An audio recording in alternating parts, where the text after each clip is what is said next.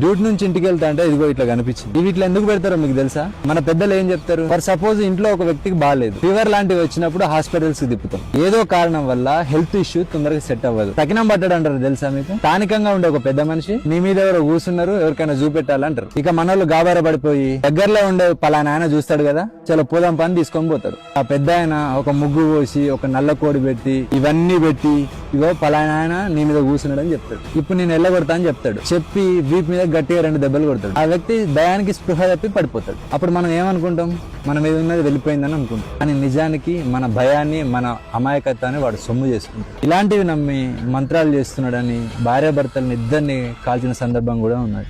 వీటిని ముట్టుకుంటే నిజంగా ఏమన్నా అవుతుందా?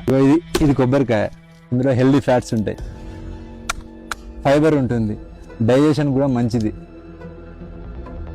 హెయిర్ కూడా చాలా మంచిది. ఇది నిమ్మకాయ, ఇందులో విటమిన్ సి ఉంటుంది. అసలే ఎండలు ఎక్కువ కొడుతున్నాయి, కనబడితే నిమ్మరసం చేసుకుని తాగండి. ఇందులో యాంటీ ఆక్సిడెంట్స్ ఉంటాయి, మెటబాలిజం పెంచుతుంది, ఫ్యాట్ తగ్గడానికి కూడా ఉపయోగపడుతుంది. ఇలాంటి పదార్థాలను రోడ్డు మీద పడేయడం మన అజ్ఞానం మాత్రం. భయం, అజ్ఞానం మనల్ని బానిసలుగా మార్చేస్తుంది. దురదృష్టం ఏంటంటే మన నిర్ణయాలు మనం తీసుకుంటలేము, మన భయాలు తీసుకుంటున్నాయి. మూఢనమ్మకం మనిషిని బలహీనుడిగా చేస్తుంది, విజ్ఞానం మనిషిని శక్తివంతునిగా చేస్తుంది. ఆలోచించండి, నిజాన్ని మాత్రమే నమ్మండి, మూఢనమ్మకాలను కాదు. Thank you.